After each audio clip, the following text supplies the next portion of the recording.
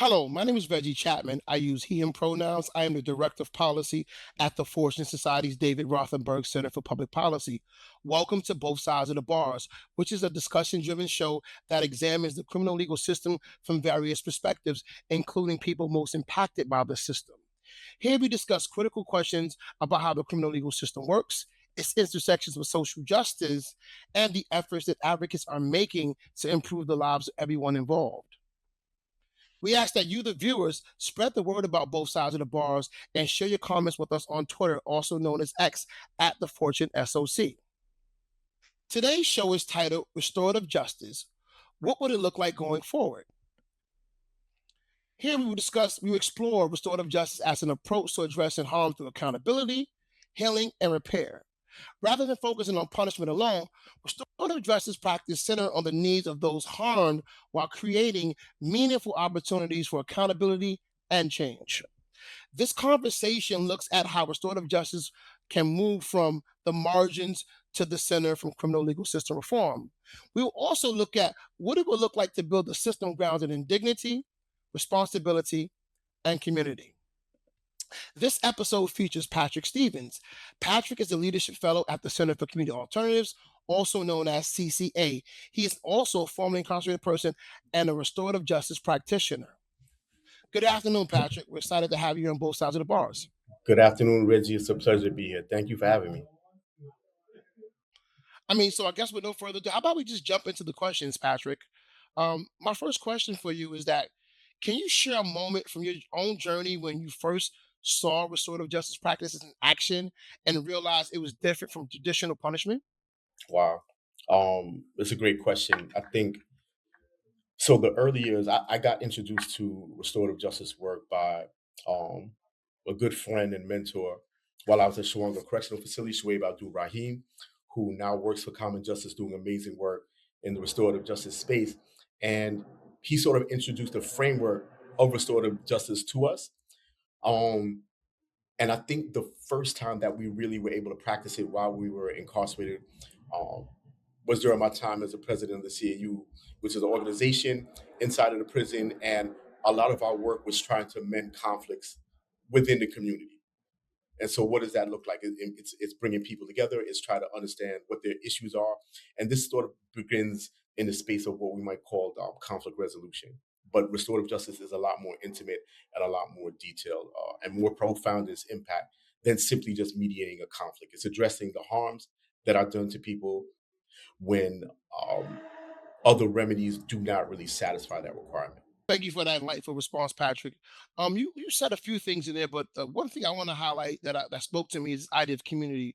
You mentioned that even within a carceral space, you're part of an organization that had a community, and that like when you engage restorative justice practices, they're about amending the community. And so it made me think about how, like, when harm happens to one person, it actually affects the entire community. And so I think that's just something that we should keep in mind when we're thinking about restorative justice. And I appreciate that perspective. It's a very key point because it highlights the differences between restorative justice practices and the traditional criminal legal system, where in the traditional system, we are thinking about who to blame, um, who is responsible for a particular thing, how do we punish that individual? And that oftentimes does two things that are problematic as far as restorative justice is concerned. One, it separates the person who was harmed from the person who committed that harm. So the person who was harmed does not have access to that person, right? As far as the court is concerned, we've taken care of it. That person is in prison. Like, go to victim services if you want additional support. But the trouble is that oftentimes people who are harmed really need to hear from the people who actually harmed them directly.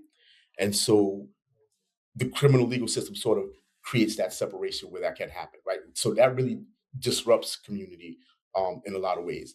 The other part of it is that harm doesn't simply it doesn't just simply exist with the person who was harmed. There are other people surrounding them, their family, their community, their friends who are affected by that harm, who have witnessed it, who have to deal with the aftermath of that harm if someone in their circumference is struggling. And so again, the criminal legal system doesn't have a real pathway for that allows that sort of community to happen. Thank you for that response, Patrick. And I really, really appreciate you unpacking that because for many people, this is a new term and there's so many misconceptions about restorative justice, how it works, why it should work, and the actual, the harm to community. So I appreciate that. I'd like to go to my next question for you, Patrick. Um, a lot of systems treat restorative justice as a side program. What do you think it would look like it would take structurally for restorative justice responses to be standardized in our criminal legal system? Yeah, another great question. I think so. As it stands, there needs to be a lot of narrative work around what restorative justice is, vis-a-vis the criminal legal system. Again, people often think of restorative justice as simply you just coming together with someone, and that's sort of the end of it. Um, and for most people, they don't understand how difficult that actually is when you've committed serious harm for you to have to confront the person that you've harmed and be responsible to them and be accountable to them to say to them, look, I did this thing that was harmful. What can I do to make it right? And to actually live in that, right? So it's not simply just making amends for the moment, but it is thinking about what does change look for me as someone who has committed harm. How do I interrogate the things, the trauma, and all the rest that caused me to create this harm? So it's a lot more expansive. There's a lot more work to be done, and it's very difficult, particularly when you're talking about issues of serious violence. One of my earliest experiences with restorative justice was having conversations with the young man who I had harmed. I had done harm to his family and was able to engage him in a way that traditionally would not be acceptable. Right. So in the criminal legal system, if you are convicted of a crime, you cannot reach out to the people that you've harmed directly. Your only avenue is perhaps the letter bank, where you can write a letter to families and to victims and people that you've harmed, but there's no guarantee that they'll get that letter. And oftentimes a letter isn't enough. You need to be face to face with people. You need to really um, get a sense for where they're at, and nothing is better than a face to face confrontation with someone that you have harmed. Thank you for that, Patrick. I mean, you said so many things in that response. So I want to stop and think about something that you said about a person can go to prison and never for a violent offense and harm maybe not just one person, but the victim, their family, and the entire community. And like how a person go to prison and never have to deal with that, like the power of sitting down and facing the destruction that you've caused in someone's life. From my own personal experience, like yourself, like having have to have go through that process is so impactful, particularly on the person who's been the perpetrator of harm. And the reason why I think that's important, Patrick, is because, like you said, a person can go to prison for up to years for committing a violent act and come home and never have to face what they've done. Why is that problematic? It's problematic for several reasons, but I think one way in which it's problematic is because when the person is put in maybe a similar circumstance, maybe they will perpetrate that same crime again because they haven't really been faced with the outcomes and the destruction of what they've done. And so I think that when confronted with something like that, it really, really does something to the psyche and the soul of a person that's actually committed that type of harm. And so if they do happen to engage in restorative justice practices, this can potentially change them as a person and like prevent them from ever engaging in that type of act ever again in the future. And that in itself is kind of community and public safety. So when you said those things, Patrick, it really made me think about those things. But thank you for Absolutely. that. No, absolutely. And you think about what it takes to get two people in a room who have hurt each other. And to your larger point, this idea that again, it doesn't just affect that individual, it's their family, it's their friends, it's a larger community. And we know that hurt people. We've seen the data, we've read all the science. Um, and what is really amazing about restorative justice is that at its heart, it is focusing on primarily the person who is harmed, right? And it can be very difficult to disentangle that sometimes, where it's a beef that's going back and forth. Who started it?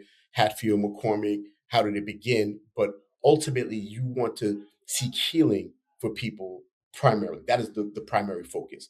And the hope is that that will then translate to other behaviors and other opportunities where they can engage with people down the line that they may have harmed and have the same results. And the data is very the data is outstanding when it comes to studies of restorative justice across the country, across the world, New Zealand, Australia, um, in the United States, in the places where the programs have been adopted. And when they work well, almost every randomized trial shows marked improvement for post-traumatic stress syndrome for victims, for the people who committed the harm.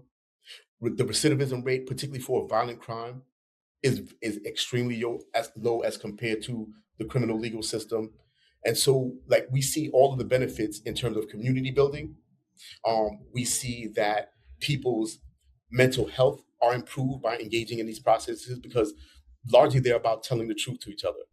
Like, we've hurt each other, we've been entangled in this thing, but let me tell the truth about what I did and why I did it so you can understand what happened. And then what can I do to make this thing right to the best of my capacity? It doesn't get better than that. I really appreciate the project. Speaking on that, and you kind of actually segue into my next question. Hopefully, what I ask you next will help you even dive deeper, unpack what you said because it's very, very powerful. And so, my question for you is that for survivors and people harmed, what are some of the common misconceptions about restorative justice, and how do you address concerns about safety, accountability, or just people feeling pressured to participate? Yeah, I think so. Let's think about what a traditional pathway would look like. Someone commits a violent act against someone, and the police come, they take your report, you might have to show up at a grand jury.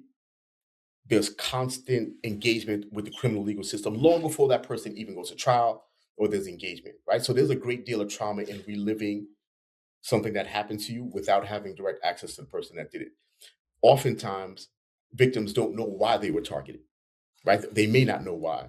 Or even if they do know why, there's some particulars or some facts that they don't understand, which is very important to people's healing. It's the place from where you begin, because when you don't have a complete narrative about what happened to you, you start to fill in the blanks with things that have never happened.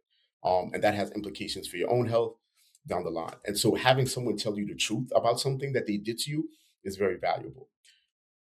In the criminal legal system, though, you don't you don't necessarily get that, right? And in fact, there's every incentive, if you are facing trial, if you're facing a serious conviction, to not to tell the truth, right? In fact, you may stay silent about the factors that led up to the incident. Why? Because that can have implications for whether you get convicted or whether you serve a long sentence. And so for us, it makes a lot more sense to focus on the healing of the person rather than punishment, because that's really where community begins.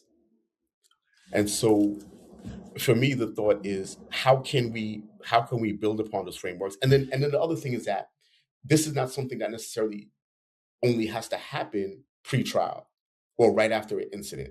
This could be someone who's done finished their sentence, who's done their 20 years, and understands, just like many of the men that we met at Green Haven. The other day we were at Green Haven for the Beyond the Bars event, and several of the men there that who participated at the event expressed their willingness to reach out to their victims, but they can't do that because they're incarcerated. So, what would that look like to allow them to engage with the people that they had harmed after their incarceration or after their sentences are completed, where there are no implications either way for them telling the truth, right, about what they did to people? And so for me, I can't speak enough about how important that can be to victims and to their families and to people who really need to understand what has happened to them, and to have some accountability from the people that harmed them. Thank you, Patrick. So you just mentioned, you gave me a great segue. I appreciate you. You just mentioned about yourself and this pathway to feeling healing and responsibility, relationship to victims and crimes. Mhm. So you and I both come to this work as former incarcerated people. Um, how does that lived experience shape the way you facilitate restorative justice processes and take accountability? How does that work? Yeah. So at first, it was very difficult to work through what does that look like. Particularly, I was convicted of second degree murder, for taking the life of a young man in my neighborhood, and it's very difficult to think about, like, I can't do anything to bring the person back. And so in that vein, it's like, how do I engage at that level? And this doesn't say that it is impossible, but it's a very tricky and difficult thing to engage in when someone's life has been taken, when there's been serious acts of violence or harm, sexual abuse. It's very difficult. Like, you really have to wait until people are ready, and you have to understand that the process is no good unless both parties are willing to engage and be truthful about what they're feeling, and that they have a good facilitator who can mitigate how power might operate in that space and to bring them together. And so for my personal experience, it was very difficult to think about, like, how would restorative justice apply in this case? Um, and so fortunately, I did a lot of research while I was on the inside and was exposed to the Redemption Project. It was a CNN 8-part series all about restorative justice, and it really allowed me to see the frameworks that I was dealing with and see how they operate in real time. How does that work for when you have committed serious acts of harm? And yes, you have to wait until people are ready, but there is a clear pathway for how that is done, and it begins with truth telling, right? It begins with telling the truth about what you have done, understanding the impact of what you did, understanding how it impacted not only the person, but the people around them. It's also understanding what was it about me that led me into that path, that made violence a viable option. And so it is my own interrogation and saying, I've committed this harm. What came before it that made me think that this was palatable and that this was reasonable? How do I untangle those things? That is the first step. I have to do that. If I'm serious about this apology, I need to work back and say, I can't be that person. And then making sure that I've made that agreement to this other person that, look, I am not that person anymore. Here are the things that I'm doing to the best of my ability to be as right as I can with you. Patrick, I really, really appreciate that response. That was so powerful. There's so many things in there that you said that are worth unpacking. You talked about truth telling with oneself, and that is like the catalyst for any process. Because my next question was going to be for you, is that as you work as a practitioner, you know, what does the process look like from the person harmed, for the person that caused harm, and the community? And you did a good job of touching on those things. You mentioned truth telling, that meaning dealing with yourself, and then thinking about what came before, right? What kind of catalyzed that thinking and that behavior.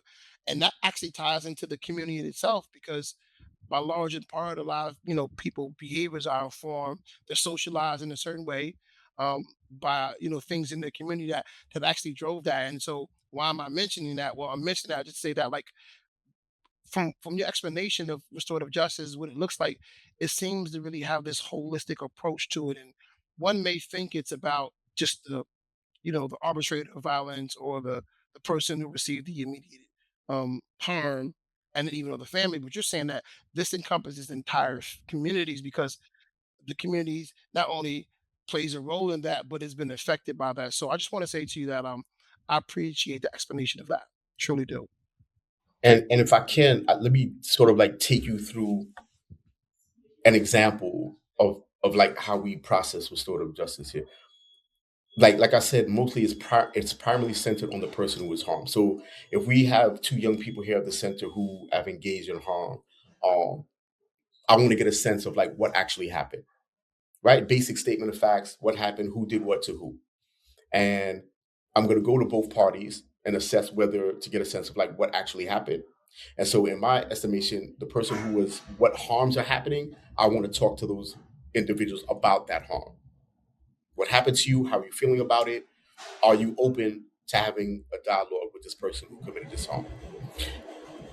Once that's done, I go to all of the other parties, have that conversation. You need to be open. You have to be willing to tell the truth to this other person. If you're going to lie, if you're going to be evading accountability, this is no good. Like, that's a non-starter. But once we get to that point, we're going to set a date. We're going to interview them and see if there are other parties that they want to have support to come to this actual dialogue. Then it's the actual day of the dialogue, where we just want to make sure that people are comfortable. And once that dialogue is completed, part of it is an agreement. So the person who's responsible for the harm may come up with a particular agreement and say, look, I will do these things to make it right. And it's up to the person who was harmed to say, you know what, I accept that, but I also want this other thing. And to the extent that it is reasonable and can be done, we'll set down and put together that agreement. And then there's follow up. Are you following up with the agreement from both parties? And then there's another set of follow up with respect to what resources both parties might need. Is it therapy? Is it some other thing? Is it job placement? Is it connecting you to some other resource that you might need um, in the holistic sense? That sort of like rounds out the whole process for us, where we do a specific dialogue. Appreciate that, Patrick. Walking us through that because again, people are not familiar with this topic or they don't really know how it works. So I appreciate you giving us, a, example of how that happens in your day-to-day work, and we really appreciate that. Particularly for young people, I think that you know, restorative justice is about humanity as a whole. But when we think about oftentimes young people, I think it's important that we focus on that demographic a lot because young people are going to become adults, right? And they're going to become older in life. And so we really, really want this practice and this for me to be transgenerational. And so I appreciate that, Patrick.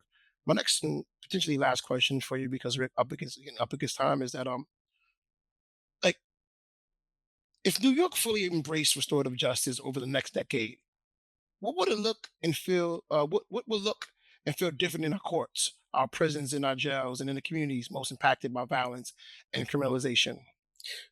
In the next 10 years, what I would love to see um, is that no juvenile offenders, for the most part, are in juvenile detention centers, that we can use restorative practices and restorative centers as alternatives to the current system that we have now, particularly for those young people again. And it's not going to be everyone. Like we want to develop a sort of pathway to that being the reality in New York State and other states, where there's opportunities for communities to come together as opposed to simply dividing them, punishing people, and then hoping that they turn out better than what they were. Like we want to be very strategic about how we engage with people and how we develop the system where people feel safe. They recognize the implications of this process and how it can keep people safer over longer periods of time, particularly when it comes to serious violence for young people. The studies are very clear that young people who engage in this process, the recidivism rates are substantially lower than if you would have sent them to a juvenile detention center. Our juvenile detention centers, Horizons, Crossroads, these places are overcrowded and they're not built, they don't have the capacity to engage with these young people in the way that we need. And so for me, I would love to see a larger abolitionist framework with respect to incarcerating young people, because we're looking at the data and we're saying you're putting young people in these systems, and yes, they're being punished, but the punishment doesn't lead to better outcomes for them. The recidivism rates are way too high. That means that they are not getting the treatment and the support that they need while they're in the spaces. And the system, quite frankly, doesn't have the capacity to do that. And so I think restorative justice works well within the existing system, but also can work better as we augment it and supplement it with more maybe residential spaces that allow for restorative justice programming to be the heart of the work that we do. I appreciate that, Patrick. I mean, you said so many things in that response, and some of the things I want to highlight for our listeners is that like restorative justice framework can exist in the current framework. It can exist now, and we can use it to augment it going forward. Also, that like focusing on young people does a lot to like not only address problems now, but as a preventative, somewhat of a public health measure, prevent and reduce the rate in which violence and harm occurs in our communities long term. So I just want to commend you for saying that, and I think it's very, very important for our viewers to understand that restorative justice is not a system that doesn't rely on accountability. It's not about forgiving people for things they've done and with no accountability.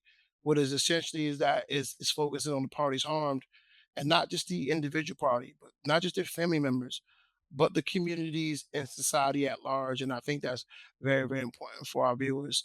We're getting close up against time, but before we end the show, Patrick, I'm gonna give the floor to you, and I want to know if you can leave us with any concluding remarks. Um, One thing I will say, I definitely want to give a shout out to Project Restore, Bedside Brownsville, the um, the district attorney's office in Kings County cited this program and other programs like it for the reason that we've had historic lows in violence in 2025 since we've been keeping records. And the heart of the program is focused on restorative justice and how you bring people together. It's trauma circles, it's the dialogue circles, all the stuff that reduces the levels of violence and the incidences of violence in our communities. And so for me, it just makes sense to follow up on that work to double down on it, to expand its scope until we don't have to worry about serious acts of violence in our community. Maybe it sounds unreasonable, maybe it sounds like I'm pie in the sky, but I'm really committed to expanding the message and It doing that. sounds reasonable, Patrick. It does. It's not pie in the sky. It sounds reasonable. I believe in it. I think many of us believe in that.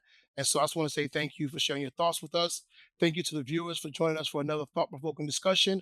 On behalf of the Fortune Society, we thank you so much for tuning in to both sides of the bars. If you're interested in finding out more about the Fortune Society, please check us out on the web at thefortunesociety.org. That is thefortunesociety.org, or typing for a fortune on the Facebook. This is Reggie Chapman. I appreciate you joining us as we critically look at both sides of the bars. Thank you.